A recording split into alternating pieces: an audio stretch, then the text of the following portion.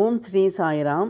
பகவான் ஸ்ரீ சத்யசாய் பாபா அஷ்டோத்தரத்தில் 82வது திருநாமம் ஓம் ஸ்ரீ சாயி புருஷோத்தமாய நமக என்பது.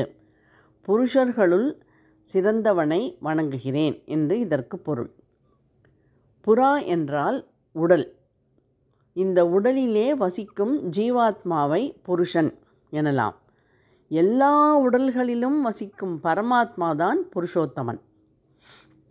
வைணவ சம்பிரதாயத்திலே எல்லா உயிர்களுமே ஸ்திரீகள்தான், பெண்கள்தான். நாராயணன் ஒருவனே புருஷன், அவனே புருஷோத்தமன் என்பார்கள்.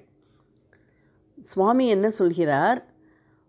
புருஷன் என்பது வியஷ்டி, அதாவது தனிப்பட்ட ஒரு உடலிலே வசிக்கும் ஆத்மா, அது வெஷ்டி, அது புருஷன்.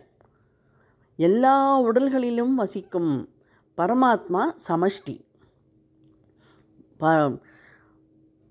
புருஷனை ஒரு மரம் என்றால் புருஷோத்தமனை ஒரு காடு எனலாம். பாபா என்ன சொன்னார்?